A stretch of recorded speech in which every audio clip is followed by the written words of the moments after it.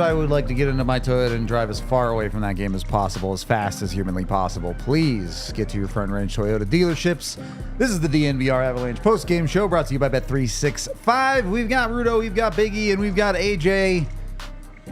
Can we just sleep through the whole show? I think sleeping through the whole show would be accurate. The Avs lose to the Edmonton Oilers 4-1. On a Sega Baba for both teams, where the Avs got outplayed, they got outworked, they got outgoalied, they got outscored, they got outshot. They were just not the better team in any facet, as far as I'm concerned. Good. No answers. Good. This is good. That sums up the hockey game, I think. Look, I think there is context here, but also it's game 25 of the season. You left the excuses behind 5, 10, 15 games ago. I think they probably can't afford to lose a game like this here and there, but they're making their life harder by the day here. Yeah.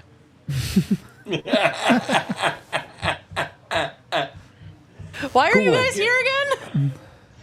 I'm giving you the floor, buddy. I'm just here so I get paid.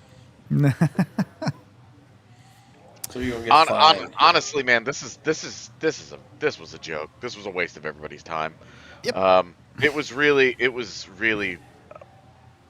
as that game, like the first period of that game, I was like, this is a really good hockey game. I'm really enjoying myself. And by the 10-minute mark of the third period, I was like, why do I even bother with hockey? This is the stupidest sport in existence. I'm the biggest idiot in the world. Why do I dedicate so much of my life to this dumb sport? Why do I spend so much time with this dumb team? Like, if Nathan MacKinnon has no solutions, he couldn't be bothered to give a shit during that first period. And then all of a sudden, he's just so frustrated the rest of the night. Man, maybe you wouldn't be so frustrated if you'd actually back check. Maybe if you just played some defense. Maybe instead of just trying to run into your teammate who's trying to defend Connor McDavid, by the way, maybe instead of pulling that and then just AFKing after that, you wouldn't be so frustrated. What are we doing? That combination felt like the entire game in a nutshell. Nathan MacKinnon doesn't play any defense whatsoever. Connor McDavid turns Kasperi Kapanen into a game-changing player, and then he can't do anything to elevate anybody around him because he's trying to shoot through the goalie's chest. The power play has lost all of its confidence, all of its mojo, because all it's trying to do is play through a really frustrated Nathan MacKinnon. A couple weeks ago when the Avs beat the Kings, we were all sitting around talking about, like, why are they so stubborn? Why are the Kings just doing the same thing over and over and over and over? And experiencing no success with it. That was the Avalanche tonight. They were so stubborn. They refused to just do the work, to just put something into it. And, as we all know, hockey is one of those games that so often rewards you with the same energy that you put into it. And that's what the Avs got tonight. They deserved to lose. They were boring. They were apathetic. They were lazy. They were uncommitted. They could not be bothered to care, especially as the game went on and it got down. They got down 2-1, and it was just like, all right, well, we lost. That sucks. Yep. What are we doing tomorrow, guys? Hey, what's the plan? We're gonna go see a movie. Let's go see Moana 2. Was that better, or was Twister 2 better? I thought Twisters was great. I haven't seen Moana 2 yet. Twisters was good. Okay. Fair enough. I don't go to the movie theater, so I can't talk, but I wish I did instead of watch the second half of this game. I do want to go back, though, and go start with the first period, because as AJ said, at least the first 15 minutes of the first period I thought was quite good. I thought the Avs were the better team for the first 15 minutes of this game. Now, yes, Nathan McKinnon completely blows a coverage, and you end up not winning the period, but it's tied 1-1 because of that. What's up with the Avs? These last two games, it almost feels like they've flipped the script, where they're playing better in the first period, but now their second periods suck. Is this just the world of inconsistency that the Avs are? Is this just who they are at this point? Yeah. You're the best. Oh, I love you, buddy. Here's what I'll say. I mean, my eyes are so small right now. I mean, I need a couple toothpicks to keep them open. I'm tired, and it's not an excuse, but it's a reality. I'm not gonna get down on them. It's a tough stretch. These last 2 weeks are a tough stretch. It's, again, I harped on them on the keys before the game yesterday and today, and that 3 and 4 is deadly. It is tough, especially after being in the East for 10 days, and then they come home and then they play 3 and 4 with a game in Dallas in between, and Thanksgiving in there, where it's not like you're sleeping all day. Everybody's got friends, families, and you know what I mean. Like, I don't know. It's a heavy charge. I didn't expect much from that team tonight. We talked about it. Rudo, remember on the pregame. In order to win tonight, they would have had to play a perfect game, like we talked about before, right? In the pregame, about some structure, being smart with it, and keep it simple. And it just wasn't the case. I felt that. I don't think they had anything left in them.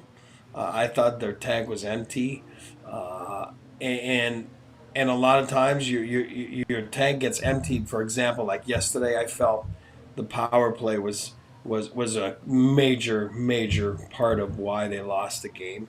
I know they scored early in the game, but then they went 3 without a shot on net. And tonight, I felt their power play again. You know what I mean? Was. You know what I mean? I'm talking about the top guys. Obviously, they get a second PP goal by Kovalenko. That was still on the PP, right? On that play there? Yeah, that was still on the PP. Yeah, so I don't know. I just feel that if you're going to win those games, then your PP has to be on point, has to go 3 for 4 or whatever it is, and to get you back in the game or to give you some legs. But it didn't happen last night, didn't happen tonight. And your top guys have gone, sleepy a little bit, especially Nathan. At some point, it's not going to – the torrid pace is not going to be kept up for 82 games. We all know that. But right now, the last 6 or 7 has gone, below reality, if you want to call that. But Mikko's gone hot, up till tonight, So I think you need a little bit of everybody on the same page right now, as the injuries are still, obviously ramping. But you didn't get that tonight. I do want to extrapolate on the power play a little bit, because our chat might literally explode if we don't talk about this. And I ultimately know the answer and understand it, but you get a goal from that second unit on the power play, and then you get those terrible power plays from your top unit that Jared Bednar continues to leave out for extended stretches. Should the Avs have tried the second unit a little bit more tonight? No. They put the second unit out on that last power play because the first one wasn't accomplishing anything. They tried it on the last one, which was arguably the most important of them at that point, because it was 3-1. It was like, this is your last chance to get back in this game. The second unit couldn't even get the zone. So, no. Yep. The whole thing sucks right now, man. It sucks. It's going through it. We know that special teams go through cycles like this. To me, it just didn't matter. It just wasn't a team that was playing with any heart. It wasn't a team that had any jump. They didn't care tonight the way that the Edmonton Oilers did. Sagapapa, it doesn't matter. It was a sludge game, and the Avs were sludgier. Yep, I 100% agree with this statement, but I also want to make it very clear that this is a one-game problem. If you look through the rest of this season, you have seen the Avs quit very, very rarely. They regularly continue to push. So They did it last night. I know, but chat only remembers the most recent game, so I just wanted to make that clear. But the other thing I wanted to talk about here, yes, they only go 1 for 5 on their power play.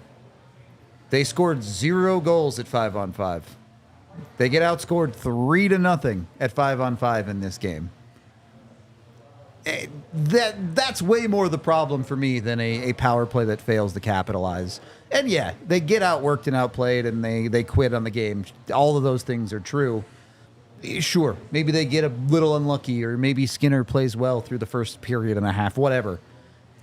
At what point do you look at this team and say, you guys have to find a way to score?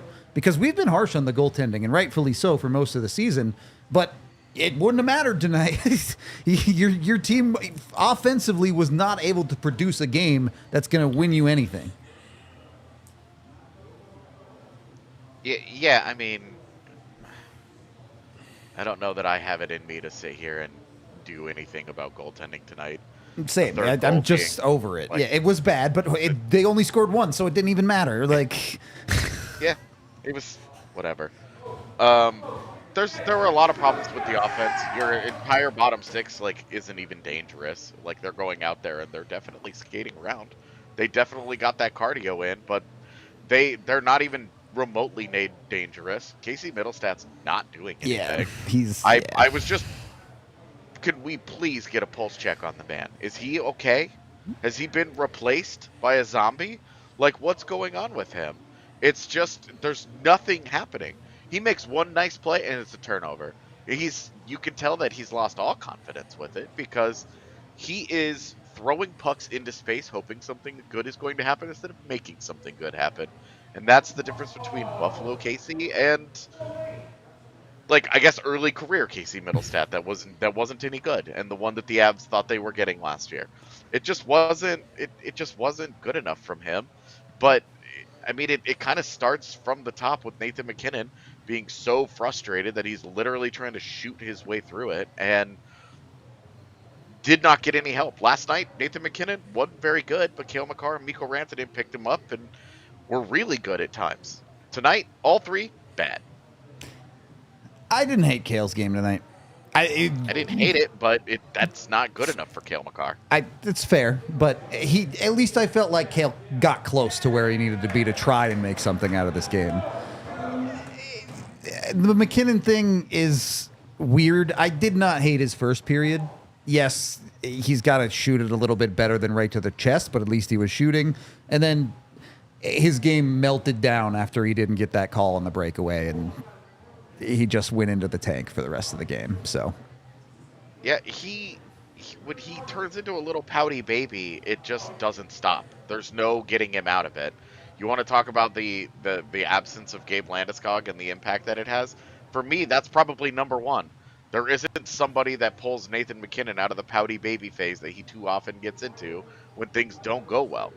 There isn't a soothsayer there. They need a MacKinnon whisperer. Jonathan Drouin's not around right now. Otherwise, maybe he could be it. But he's just not. He gets into that stubbornness. He's not moving his feet. He's not trying to get things done. He just keeps doing the same 2 or 3 things over and over and over, and just hoping that he can plow his way through it. There's no hey, I'm gonna try something different. I'm gonna diversify. I'm gonna whatever. He just keeps doing the same stuff all the time. I didn't want to sidetrack us too much, though, because I did want to get back to Casey Middlestat. I want your thoughts on it, Eric. But also, and this is something you talk about a lot, E. Casey Middlestat, he's not playing super well. He's lost confidence. 0 shot attempts for. Not even shots on goal. He did not even try to shoot a puck on net. When things aren't clicking, you have to simplify and just throw pucks at the net, right? You said it. We talked about it again. That's another thing we talked about before, right? The game started. Simplicity. When you're going through it, when you're struggling, you got to get back to basics. And what's basics is you're not trying to reinvent the wheel. You're trying to make an easy 5-foot pass. You're trying to put pucks behind D's and go maybe work below the goal line and be creative, like he is. You're trying to put pucks on net, not just try to the home run or the rush play and the one and done. I mean, you got to put the working boots on. You got to strap your chin strap on your helmet, and you got to work twice as hard. And I think right now with Casey is, you're right. It's a confidence thing. He's gotten so. We talked about it like 2 weeks ago. We're like, oh my God, Christmas came early for him. He's getting some wingers, and of course the Avs obviously lost a few bodies since. Notably Druin, but he's still getting a guy like Val Matushkin tonight, whatever, on his wing, right? You should, which I don't think Val was very good tonight, but I'm saying is you gotta, you're not playing by yourself. You know what I mean? We talked a little bit all season long that it was like the helicopter line, right? Because he had no wings, and you know what I mean? But right now you just need a little bit more from him, and especially with Nathan going through a little bit of a slow pace of production. You got to pick it up a little bit. And I always say that's the greatest place to be, is to hide behind Nathan McKinnon, because you're not playing the toughest matchups that McKinnon gets, and you're getting a little bit of easier matchups. So your game is played at a little bit of an easier capacity against not the top opponents of the other side, and right now it's not good enough. And I like him, and you guys know that, and I love his creativity. I love his ability to create something out of nothing. But right now there's really nothing being created. I'm not sure what the numbers are saying, but I don't feel that I'm seeing much from him. You know what I mean? I think we all agree with that, and he's not even making the simple plays. You know what I mean? Where forget about creating something out of nothing. He's not even creating something that's in front of him. So I just feel that there's a reason why you lose a game like tonight. And yeah, it's a tough one. It's a tough one. Physically, it's tough. But you know what? Sometimes you got to, like I said, tighten up your skates, button up your chin strap, and, go work and make something happen. In case anybody was curious, just real quick on Casey Middlestat, 9 shot attempts in his last 7 games. Yeah, that's bad. There you go. Not good. Also, no points in his last 6. So, yeah, you need more. If that's going to be your 2C, you need more than that. You might not have confidence in the Avs, but have confidence in your mobile provider. 'Tis the season to switch to Verizon. Go get with them right now, and you get a $200 Verizon gift card when you switch and purchase a select phone on select unlimited plans. You can start the holidays off right with this great network. The 5G network that powers your day, from calling mom before takeoff to streaming jams while in traffic jams. Verizon's got you covered with their award-winning performance. And they'll let you trade in any phone, any condition, guaranteed for a great deal on a new one with their ultimate unlimited plan, and a phone trade-in from Apple, Samsung, or Google. So go get with them. Switch now and get that $200 gift card only at Verizon. The $200 Verizon e-gift card sent within 8 weeks requires device payment purchase, minimum price of $799.99, and poured in with a new smartphone line on postpaid Unlimited Plus or Unlimited Ultimate plan required. Get with Verizon today. Once you've got yourself Verizon, make sure you're downloading that Bet365 app on your new phone and getting in on some of the options. I did hit both teams to score in the first period, so at least we got that going for me. That's something. You got to find the little things on nights like tonight, I guess. You can get with Bet365 and use code DNVR365 to get $150 in bonus bets and 2 months of Altitude Plus on top. They're an official partner of the Avalanche and Nuggets now, so make sure you get with them. That way, you can watch it on Altitude Plus in your bed and fall asleep when the game is like this, instead of having to stay up and actually watch the whole game. So that would be cool. Again, get with Bet365 with the DNVR365 code. Download it today. Put your bets in. Doesn't have to be for hockey. Can be for pretty much any sport under the sun. When you do bet with them, you must be 21 or older, physically located in Colorado. And if you or someone you know has a gambling problem, call or text 1-800-GAMBLER today. All right. Second period of the DNVR Avalanche podcast. Look, I don't think there's a whole lot to take from the second and third periods of this game because of that lack of effort or wherever you want to put that blame on. It's kind of just throw it in the bin. But if we are looking for some positives out of this game, do you at least feel good about getting a goal out of Nikolai Kovalenko? Do you feel good that it felt like Artturi Lehkonen was at least putting in the effort? No. No good feels at all? No, I mean, the reason why I'm just not... The reason why I don't care that much, the Nikolai Kovalenko goal, it's a good goal, it's cool. It's entirely off of a broken PK coverage that happens at the blue line where Edmonton's guys, there's a 3-player pileup. Sure, the Avs said about 3 picks on that play. I get it, yeah. They really didn't. I went back and looked at it because I had the same on live. I was like, that's some interference, my guy. I can understand. But again, it's a guy standing there. It's not even like when Kale rips into it and throws his arms up. Like it's an Avs guy that's just standing there, and they just all pile into each other.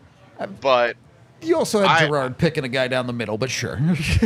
But like that was their only goal. Like that was it. It's fair. It's fair. With Artturi Lehkonen, he always puts in the work, man. That's a guy that I don't ever have to worry about with the effort. If he doesn't put in the effort, man, something's You're wrong. in big right? trouble. That's an off day. Yeah, that's a major off day for him. That's not a guy that you're ever going to get anything but an honest effort from. But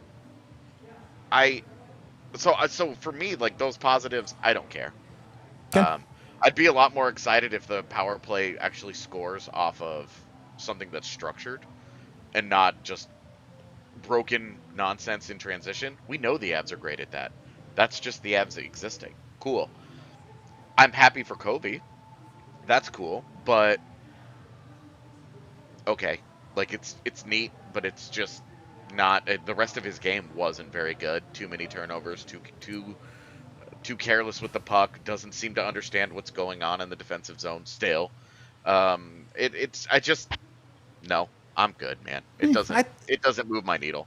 I like Kobe's game better than you, I think. The defensive stuff is fine. I thought he was good on the forecheck, had some good battles, but he also took a bad penalty in the offensive zone, so fair enough.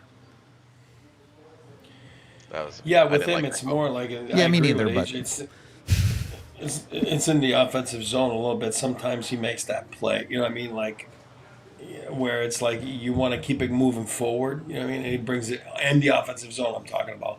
And I do believe he's good below the dots, but I struggle with his game from, let's say, the dots and the blue line. I feel his decision-making between the blue line and the dots are suspect. I like his decision-making below the dots. And I think once he figures that one out, then he'll be a little bit more productive and a little bit more sustained, chances or pressure once he figures that one out. I still feel he's battling that one. All right, let's move to the defensive side then. You got a silver lining there, or are we just burying this one? I mean, I didn't really have a problem with the defense tonight. Other than Nathan McKinnon, yeah. I agree. I mean, yeah, that's there are individual moments. Like I just was not happy with Kovalenko with some decent turnovers. I get that. The whole second period they were very sloppy with the puck defensively, I would say. But yeah, that puck management isn't great. But you're talking about that's a pretty good Oilers team that they didn't give a ton up to. If we're going to be upset about Colorado's lack of generation, but the generation looked pretty similar at 5v5 between the two teams, then either Colorado was good offensively or, you can't have it both ways. It's the Avs were good to me. I thought the Avs were pretty good defensively, and Edmonton didn't create very much there. And I'm comfortable with that. I don't really have a huge issue. I don't think John Ludwig is very good. But it's fine. Like it's fine. Just to back up your point, expected goals for at 5-on-5. Oilers 1.85, Avs 1.8. Almost identical levels of production. The difference for me, and it boils down to the Avs not putting in the effort tonight. How did the Oilers score the go-ahead goal? Guy in front gets a tip on a puck. Avs didn't go to Pizza Hut enough tonight, E. Simplicity. right? I mean, when you're struggling, you go back to basics. We used to always talk about you haven't scored in so long. You're in a slump. What do? Well, go to the net, put your stick down. Don't turn away from the net. Stay there. Go to Pizza Hut, like you said, or Sexy Pizza, whatever you want to call it. But not to be confused with Big Sexy Ryan Oburn, the Big Sexy Pizza area. My boy, don't be nice. My boy Burner. Oh my God, what a gentleman that is, by the way. Anyway, you got to simplify. When things don't go right, you got to simplify. That means that you lose a draw. You stick to the basics. You stick to your man. You make sure you're in the way. Like there's a lot of ways you can affect the game. When you do that, usually things start to turn around for you. But you're right. On the back end, Ludwig, he's a meat and potato guy. That's what he is. Very simple, and like I said, meat and potatoes. He just goes and plays, and I don't think you expect much. But he's fine. I mean, it's not like he costs you the game, or he hasn't played. It's hard when you don't play a lot, when you don't dress a lot. You get out there, and sometimes you might be laboring a little bit, but he was fine. Like we said, he's what he is. But you're right. I mean, it was a low. Boy, oh boy, if you pay a lot of money to watch McKinnon versus McDavid, you know what I mean. I thought it was going to be a lot more fireworks than we saw. You know what I mean. It was more like, okay, great, awesome. But it wasn't that much. At least when the Avs lose 8-2, there's some fireworks, right? This one was just in the bin. I mean, you lose 8-2, man. At least there's like some real nihilism setting in where you're like, yeah, get to 10. Yeah. Like you're like, none of this matters anyway. It doesn't. Who cares? It's the same attitude where you just eat an entire pizza and then you're like, what am I not going to eat ice cream after? What are you kidding me? None of this matters. What time is it? Yeah, exactly. It's just like who cares, man? Like those are more fun than losses like this, where you're just like they had no juice. Yep. But I guess literally because they just traded him. But they had no juice, man. So. I will say this for the defense specifically. One of the specific, I already said specifically, I'll just keep saying it. One of the things I did really like tonight, I thought they did a much better job of preventing pucks getting into the dangerous areas in the front of their net. Devon Taves, in particular, was fantastic with his stick tonight, which I know is normal. I know that's what he's supposed to do. But we've watched the Avs have pucks fly through the high crease area far too often this year. So they improved in that regard. They still end up giving up 3 goals at 5-on-5 on the night. But again, look at how those goals are scored. A nice tip in front.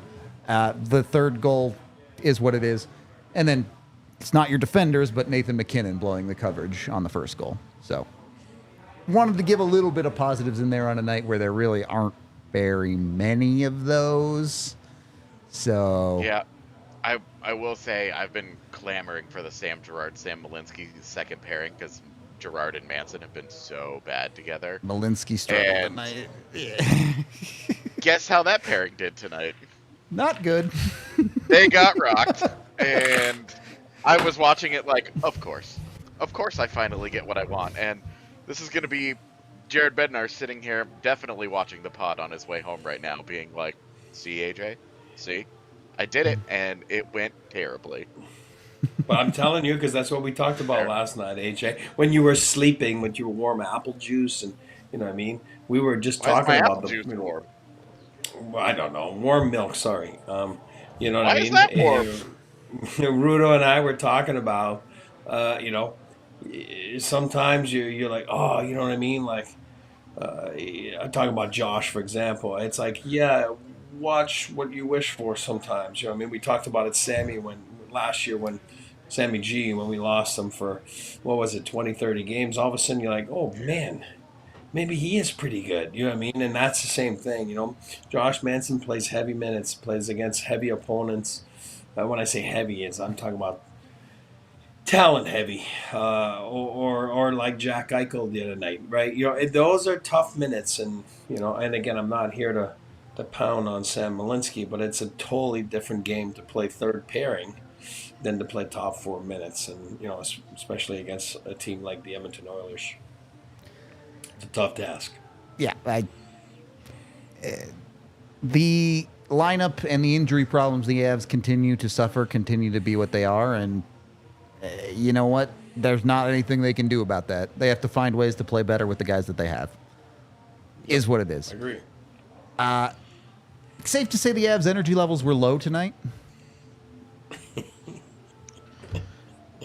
Yeah, I mean it was a sludge game. I thought the energy was good to start the game, but when the legs went, as we always see, man, when the legs go on a back-to-back, they're gone. That's just the end of it. And it was good and competitive, and as soon as they got down 2-1, the Avs were like, "Yep, I'm good." That sucks. So maybe to balance out the Avs low, we should get high. My bad. With Live Well. Make sure you're getting over to Live Well, your local Colorado dispensary. Eric needs to get some sleep, bro. He's breaking tonight. No, I'm laughing at AJ figuring it out. He goes, "Oh, my bad." Live Well just wants to make sure everybody has access to the right cannabis and that you're living well. You can go into any of their locations and ask anyone there, and they'll be able to give you help on getting the right product, whatever it is: flowers, topicals, gummies, food products. I don't smoke a lot of weed. I'm sorry. I don't know all the right terms, but I do know that Live Well will take care of you. So make sure you're getting with them. If you want to order for pickup in store, you can always go to livewell.com. That's LIVWELL.com. Or you can go into any store and use code DNVR25 to get 25% off of any one item that isn't already discounted. So make sure you get with them. Use that livewell.com website and DNVR25 code, and make sure you're living well. Once you've taken care of all of that and you've made this night more interesting than that Avs hockey game was, make sure you're also getting your tickets to the next Avs hockey game. Because as bad as tonight was, there will be better hockey games that will be fun to watch in person. So get with Game Time today. Go use their Game Time Picks function, which filters out all the junk tickets. It'll only show you the best tickets for the best prices that you want. You can jump on with them with that for not just the Avs, not just all sports. Maybe you think sports suck now after that game. Go to the theater, go to concerts, go to movies. They've got you covered over at Game Time for all of those things. Make sure you sign up today with code DNVR and you get $20 off your first purchase with Game Time. What time is it? It's kind of bedtime, but it's also game time. Third period of the DNVR Avalanche podcast. Look, when you take a look at the Colorado Avalanche's season, what do alarm bells go off for you guys after a night like tonight? Or is there enough context here to throw this one away and not think about it again? I don't miss this part of podcasting because I'm frustrated and I'm annoyed, and tonight's hockey game was not very fun, and it's been a really not fun 24 hours of back-to-back Avalanche games. But in the larger scope of the season, they're okay. They're not in good position. They're not in bad position. They're okay. They're likely headed to either a wild card spot or a third seed in the Central Division. But genuinely, man, I mean, like, they're just not in a dangerous territory here. It's an important road trip, but they're all important. Is there any road trip that you look at on the schedule and go, who cares? The preseason one? Like okay, well, those don't count. Those only count to put mileage on us. Yeah. Those are more important for us than they are for anybody else. Don't talk about people trying to make a team. But it's really like they're okay. Like it's not a big deal. Will have over their last 10 games after tonight, they will have at least broken even with all the teams ahead of them in the standings. That's not great when you're the team chasing, but you're not losing additional ground. It's not getting harder for you, other than just the finite number of games on the schedule. Looking forward to the road trip for me. As I was saying that earlier, I'm like, oh my God, they're going back on the road. But it's like, I think it will be good. I think for them to catch their breath a little bit. This was a tough stretch. This was I was talking to Giz the other day, and I was telling him, like, he's a big golfer, and I'm like, hey man, corner, right? You know what I mean? At the Masters there, I'm like, this is I was looking at the schedule, and I said, that's gonna be deadly. You know what I mean? Like that 3 games in 4 night, with Thanksgiving in between, and I proved to be right. You know what I mean? The only thing I'll say, I'm not gonna be disappointed. Again, I hate to say it. It's not an excuse, it's a reality. For me, and the only reason I'm saying this is because I've lived it as an athlete, is tonight was a tough one. Like, I harped on it before in pregame, and you just, the game has to go your way for you to find your energy, or your goalie has to stand on his head and really give up nothing for you to stay in it. It's a tough one to play. I know they're paid millions of dollars, and I know that they're all well conditioned athletes, but unlike what I am today, but like Rudo just said, I need to go to bed because I look tired. Well, I am tired. It's 3 games in 4 nights. I can only imagine playing, and today I had one of those flashbacks, and you're like, oh boy, this is going to be a tough one. And I think, again, I was proven to be right, and that's why I'm not going to get down on them tonight. But I know what AJ's saying. It's frustrating. I get it because it's 2 nights in a row. You work so hard to get back into the, what I mean, like a thick of things, and then you go back to back where you're losing both games, right? And to Western Conference opponents, it softens the blow if it's an Eastern Conference opponent. You know what I mean? Where it's like, oh, okay.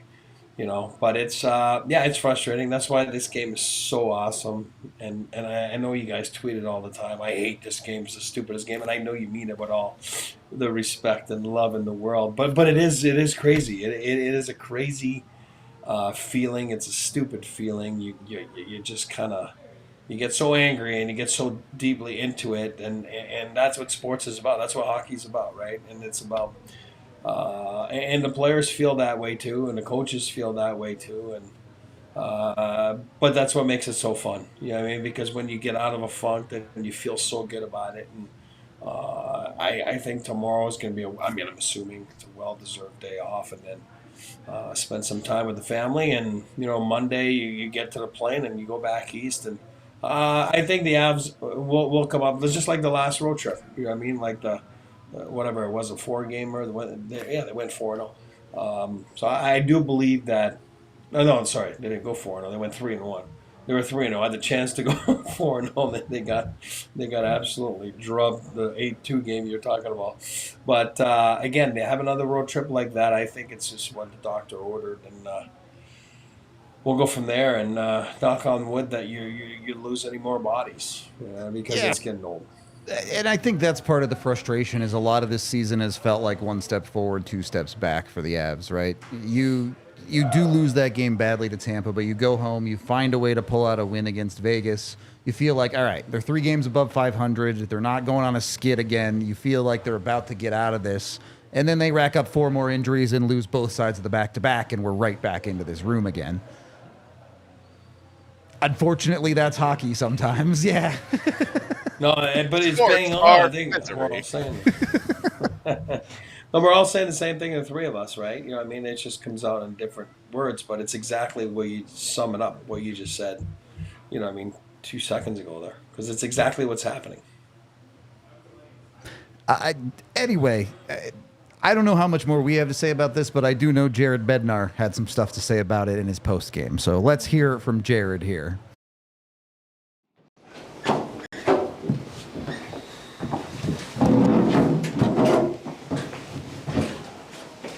Go ahead, Jared.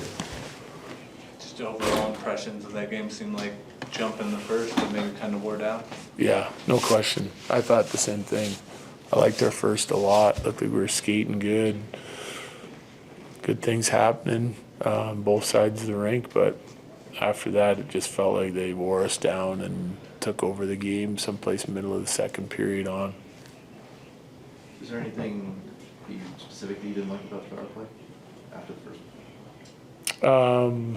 Yeah, lots of it. Looked like they were struggling. They struggled last night at times on the entries. Looked like we lacked some speed there, and then everything kind of deteriorated from there, in my opinion. Like this 2 nights in a row, it hasn't been real sharp.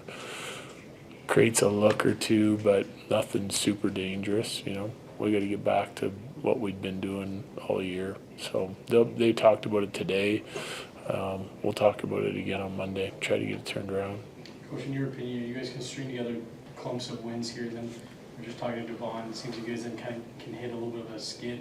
What's, in your opinion, leading to real up and down play right now? Well, I don't know. Like energy, I think, is part of it, So if we don't have it, if our top guys aren't like clicking on all cylinders on a nightly basis, it's tough to win. We've talked a lot in the last couple of years about Nate and his efforts and pulling the team to wins. At times he's kind of going through a dry stretch a little bit. Does that compound some of the other issues maybe going on?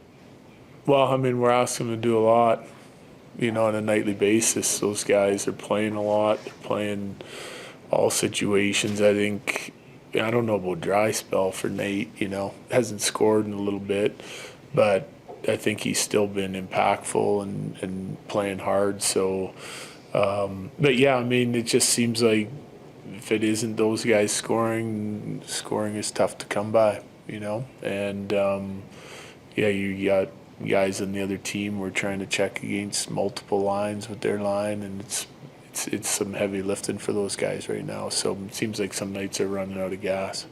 Coach, you guys make a big move today, obviously with a teammate that leaves. It's a business, understood. Yeah. A guy that's been a part of the organization for a while. How does it affect the room, and what's the message that you give to them when a trade like that happens? Well, great kid, hard-working guy. Comes in shape, ready to work, and he's a kid that's grown up with us, right? There's some inconsistencies in his game still. He's still a young player. I think he's got a bright future yet. We trade him for a veteran guy that's got some juice and some energy and a personality that I think can help our room, and so that veteran experience and some of the intangibles that he brings, I think, can help us, So hopefully it's a good trade for both teams. Casey's had a hot start, and it seems like his production's kind of dropped off here. How do you kind of see his game more or less? Yeah, I'd say it's got to improve again, skating. Got to skate. Like I watch his game, and he's effective when he's skating and churning his legs. We talk about that with a lot of guys, but I don't know if it's an energy thing from him recently or seems to be feeling okay. But I think the offense comes with him. He's such a creative guy and a great playmaker, passer. We've talked about him, like getting him in a shot mentality a little bit more, but it starts with him moving his legs and challenging defenders with his legs and with his skating in order to sort of help create some more offense. Any concrete plans to take a look at Wedgwood this upcoming week? Yeah. Hearing you talk about some of the challenges lately, energy, skating, do you look at morale as an issue alongside any of those things? Yeah, I think it can be. I think our guys still believe we can win. They just know it's a difficult task on a nightly basis with some of the opponents that we've been facing. But I think, it's important to get out to a good start. We did that tonight and looked like we ran out of gas. It can be frustrating, like when you're going through some of the stuff we're going through. But I think the guys have kept a pretty good focus. They're here to work. They're here to compete hard. We've been doing that. Again, scoring doesn't come easy, and if you fall behind, it can get frustrating for your team. So morale is definitely part of it, but I think you have to reset nightly basis, which I think we've been doing. And talking about that, Nico was saying that there was a lot of miscommunication on the ice. Is that just something for that reset that you just kind of sit down, look at video, kind of get an idea of where that miscommunication came in and how to fix that? I'm not really sure exactly what he's talking about, so I can't, I'm sure there's plays when there's miscommunication, right? I think communication help solve issues on the defensive side of things, especially. A little more talk on the offensive side of it as well. We've been trying to drive that out of our team for quite some time, years actually. Communication in the D zone eliminates confusion. You know, and I think, like, for the most part, like, our D zone coverage has been okay. You know, there's some areas where we get duplicating, and that's where the communication can come into it. And there's open men. Sometimes we survive it, sometimes we don't. But it's an area that improved in segment 2 from segment 1, no question. A lot of areas our game did. I don't know if they've regressed in segment 3 yet. We're only 3 games in, but or 5 games in now. So it's we'll take a look at the numbers, and we had a meeting today on Dallas, like some of the things we didn't like in Dallas, some of the things we liked, and how we get to that game for full 60 minutes. That's a challenge right now. Sounded like Manson was gonna get reevaluated tonight. Yeah, he's out week to week. Yep. Do you have an update on what Shillington's injury is? Shillington is day to day, Wood month to month, Manson week to week. Is upper or lower for Shillington? Upper. Okay, thank you. All right, thanks. Well, there you go. The injury update that everyone wanted. Everyone's broken. Sorry. Make sure your floors don't get injured, and go get with Empire today, all right? Empire Today really does have the best products, though. You're going to want to jump on with them so you don't end up with the cheap stuff that some of the other people out there might be trying to sell to you. Whether it be tile, carpet, or hardwood, they've got the best stuff out there. They also have professional installers, and they'll make sure you're taken care of. You don't even have to have an in-home estimate, but you can get that if you want for free. You can do it all online, and you can project floors into a space that you measure out and see what it might look like in your room. So go get with them today. If you haven't gotten on board with Empire Today, they even do all the flooring in our studios, not just here, but across a number of our sites in ALLCITY. So jump on today, get with Empire Today, and you can get up to $350 off right now when you let them know about us by using the DNVR code or going to empiretoday.com/DNVR for details. Again, it's empiretoday.com/DNVR, or of course, you can always call 1-800-588-2300-EMPIRE. Once you've got your flooring built, then it's time to kick back, relax, and enjoy a brew. A Breck Brew, specifically, the official craft beer of DNVR. When you come down to the DNVR bar for an Avs game, you can enjoy a Breck Brew Avalanche for $2 off while the game is going on. So that's a great way to get some, but they're also available in all 50 United States. You can find them at a local liquor store near you at breckbrew.com with their online beer locator. Check them out today. Again, Breck Beer, the official beer of DNVR. Last period of the DNVR Avalanche podcast. We have a couple more things to get to here, but first let's hear from our man in the arena, Gizmo himself. Was the vibes as bad there or as they are here, I wonder? Oh. Hey guys, thanks. Yeah, listen, those are tough games, right? You have the back-to-back, always a tricky situation. Your legs are a little bit dead. Yes, both teams came in. Yes, both teams played last night. You want a little bit more, surprisingly, out of this group in the second period tonight. You got the first period that you're sort of looking for, and yes, it was a good start for the team. But it's just about finding the connectivity for me through all 3 periods of hockey. Now, are you going to play 60 perfect minutes? No, that's just not a possibility. Doesn't happen. But a little bit of a lapse against a team as talented and as dangerous as the Edmonton Oilers will cost you games, unfortunately. And that's sort of what happened tonight. You want a little bit more here and there out of your group as a collective whole, but when you look at it in totality, I was pretty pleased with the general way that they played. You need a little bit more offensively, and this is a game where you missed your stars, right? You missed games by Rantanen, and you needed a little bit more out of Nichushkin, and same thing out of McKinnon. But there's going to be games like that, and listen, if we're being honest with each other, we circled it on the calendar saying this was going to probably be a tough one. They take the day off tomorrow. You regroup, you get a quick practice on Monday, and then you fly out east and you regain some momentum on a road trip. You have an opportunity to sort of get the group together, kind of have that connectivity, The last road trip we saw from these guys, obviously they played fantastic. I think we'll see the same sort of thing. There's something to a road trip, especially for a group like this who has so many ups and downs in their lineups to come together. One thing that was interesting out of the press conference with Jared Bednar is that we will and most certainly expect to see some action from Wedgwood. They're going to give him an opportunity to play. Sounds like he's a bit of an open book for them. They know what they're getting. And interestingly enough, in addition to what they think he's going to bring on the ice in terms of his performance and play, also the personality in the locker room was a comment that Jared Bednar made that I thought was pretty poignant as well. So they're looking for him to be a voice. They're looking for him to be somebody that injects a little something not only on the ice but off it as well. Listen, this is a team that has tons of potential. A game like this and even 2 losses in a row, I know it shocks the system a little bit, but at the end of the day, it's a good hockey club. They're doing just fine right now. Let's let some things settle in. We'll see where these injuries sort of transpire and kind of fluctuate. But all in all, I thought the lineup adapted well to the changes today. This team is going to be just fine. It's a tough one tonight and a difficult loss to the Oilers, but that's a good hockey team on the other side of the ice. And I thought the fact that the game was as tight as it was an encouraging fact.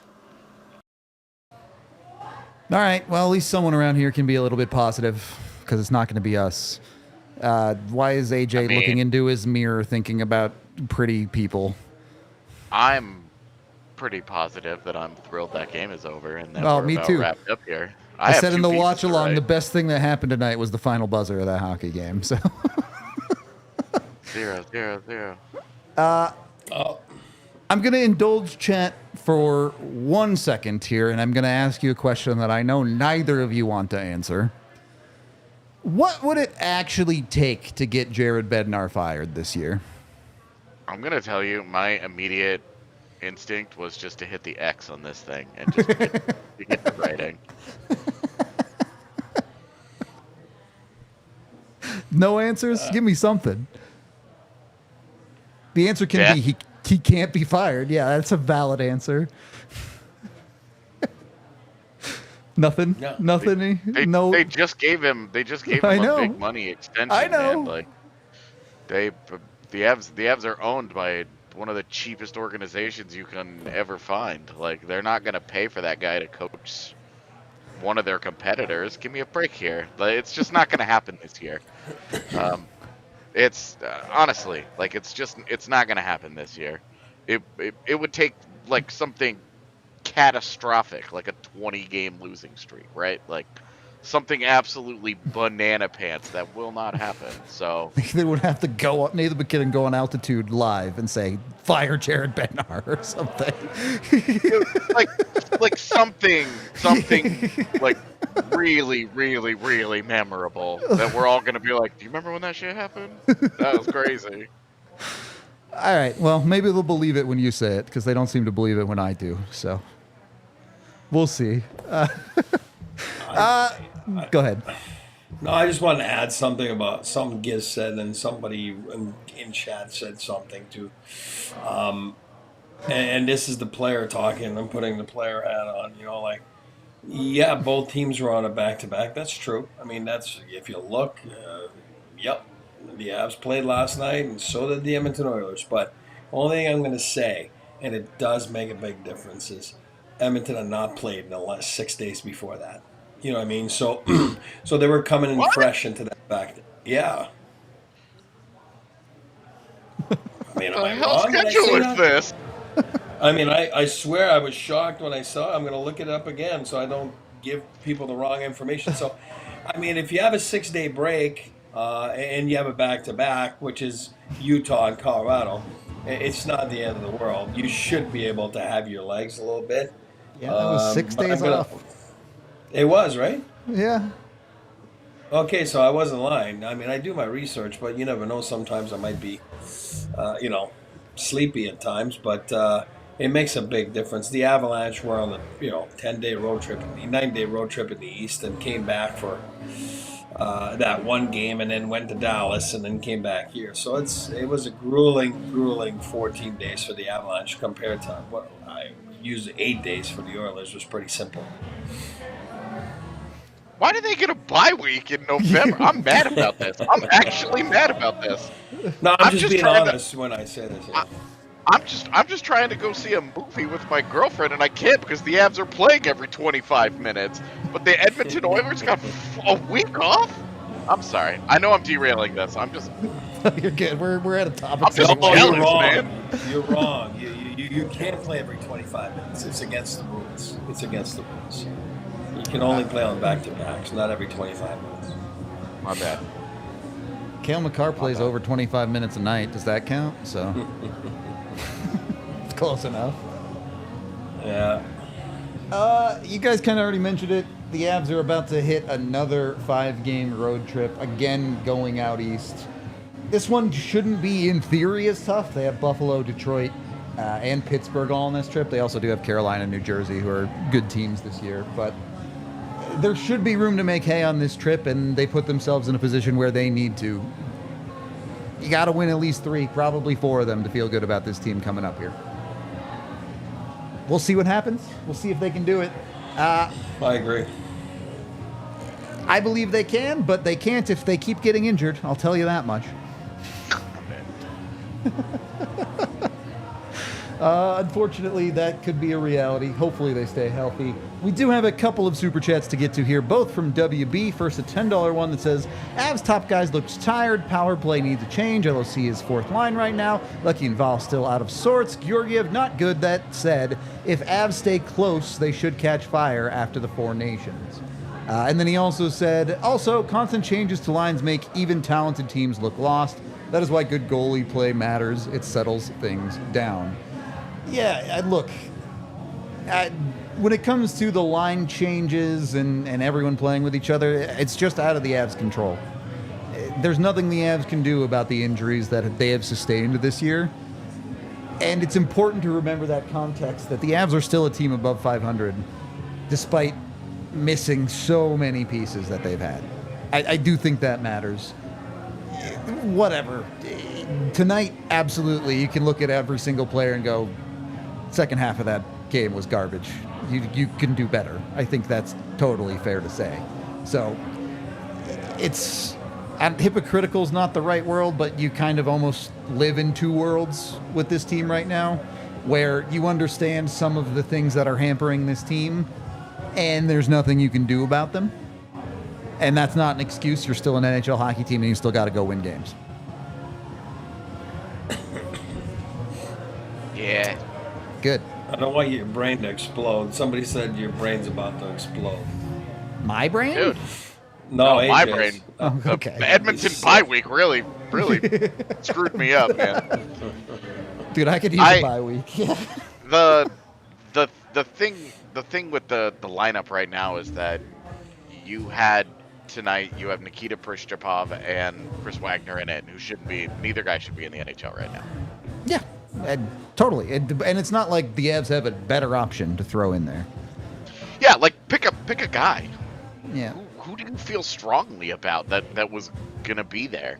That you're like, that guy's definitely gonna help us with a 4th line here. Right. Which puts you right back. It puts you right back in the position that you were in not that long ago. Yep. Of hey, you're now playing a handful of guys that probably shouldn't be in the NHL, and that puts increased pressure on the LOCs of the world, where it's like that's a Parker Kelly's of the world. That's not who they are. That's not what they're going to be able to give you. Do you need more from Logan O'Connor and Parker Kelly and Ivan and Nikolai Kovalenko? Yeah, you need a little bit more production-wise. It looked like I'm moving really fast, actually. That's pretty cool. You need a little bit more from them, but when you're playing, when they're playing up like that, it's hard to when your stars when your stars don't show up. It's hard to win even with a healthy lineup. When your stars don't show up and you got AHLers in the lineup because of injuries, sorry, you don't win. And that's what you spend your money on. You know, you can disagree with how the Avs have built their roster, I'm of the opinion that you're not allowed to complain about Chris McFarland unless you can properly spell his name. So let's get on that chat. But it really is. It really is like that's how they have spent their money. Is on, they have spent their money on it being more of a top-heavy roster, and when they have the injury issues that they do, those mid-level guys are the ones who are hurt right now. Jonathan Drouin in your top 6. Jonathan Drouin is your 5th best forward, 6th best forward. Yeah. And then after that you get Ross Colton, Miles Wood. Those guys. It puts you in a tough spot, and that puts increased pressure on Nathan MacKinnon. So when Nathan MacKinnon is struggling, you're not going to win very many games. Yep. And by the way, those top guys they paid are all top 10 in scoring in the NHL. So while they maybe didn't do their job tonight, on the whole, they've been doing pretty okay. Yeah. We do have to wrap up the show, though. We are running a little bit over here. So we appreciate all y'all hanging out with us tonight. Not your fault. It was a fun one, even if the game was less fun. Always good to have you back on, AJ. Thank you for staying up to, it's almost 2 a.m. for you two. Sucks to be you guys.